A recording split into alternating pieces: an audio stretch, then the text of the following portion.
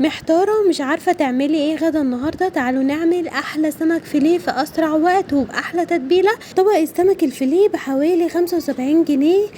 ده حوالي نص كيلو، بس مدي معايا كمية حلوة وهيوفر معاكي برضو لو انتوا عدد يعني.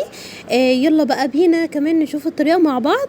نسمي الله ونبتدي. معايا هنا حوالي نص كيلو من السمك الفيليه، جبته كده هو جاهز ومتقطع وكل حاجة على التتبيلة على طول. معايا كمان كام فص كده من الثوم وطماطمية وقرنين فلفل، هنضربهم كده ضرب ناعم خالص في الكبة لحد ما ينعموا معانا خالص، عايزينهم كده يعني ناعمين جدا. بعد كده بقى التتبيله القمر دي هنضيف كده حبه خل، وهنضيف كمان عصير ليمونه. بعد كده بقى نحط التوابل بتاعتنا، هنضيف بابريكا وفلفل اسود وجنزبيل وكمون وكزبره، ولو عندك كمان توابل سمك ضيفيها. هنقلب بقى التتبيله القمر بتاعتنا دي، وبعد كده هنظبط الملح بتاعنا.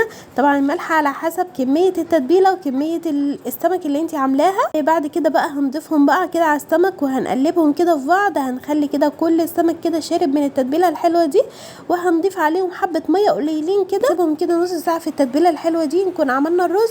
معايا هنا بصلايه كده وسط قطعتها صغير، وحطيت عليها كده رشه ملح، طبعا حطيت زيت. وهقلبهم كده كويس كده خالص كده لحد ما لونهم يبقى محمر قوي، يعني ما يبقاش ذهبي، لا محمر خالص كده.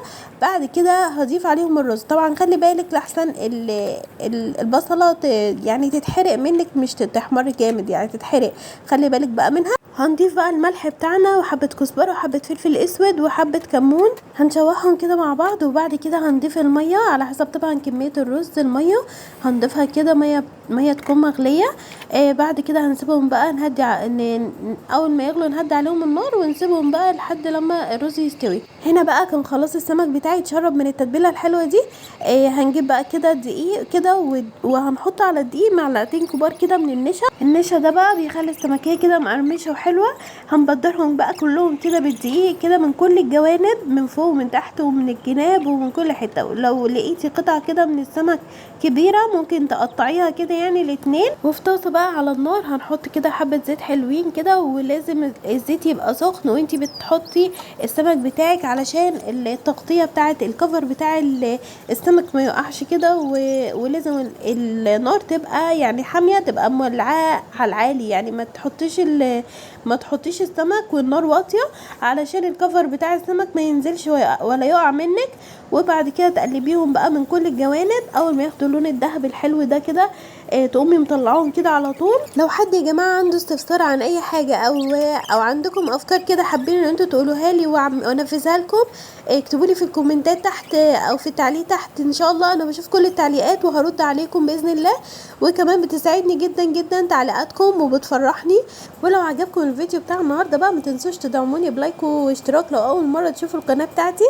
وشكرا جدا ليكم للناس الجديده اللي اشتركت عندي في القناه. برحب بكم جدا. قلينا بقى السمك وخلاص كان الرز استوى. غرفنا بقى كده الرز في الاطباق، وكمان طلعنا كده السمك كان مقرمش وطعمه تحفه يا جماعه بجد. وكمان كان السمك بتاعي شارب كده من التتبيله القمر اللي احنا عملناها دي، وكان طعمه يجنن كده وطعمه تحفه وبقرمش. وعايزه اقول لكم ان الناس اللي مش بتحب الشوك في السمك ده يعني بجد حلو جدا للناس اللي هي مش بتحب الشوك وكده وبتحب تاكل على طول. السمك ده جميل جدا، السمك الفيليه. جربوه كده وقولوا لي رايكم في الكومنتات. وممكن كمان تعملوا جنبه سلطه خضراء او بتنجان او سلطه طحينه المتوفر عندكم، ممكن تعملوا بيه، او رز برزه، مش لازم رز سمك يعني او رز صياديه. اسيبكم بقى في رعايه الله وحفظه، مع السلامه. اشوفكم بقى في الفيديوهات الجديده اللي جايه. شكرا جدا لكم، سلام عليكم.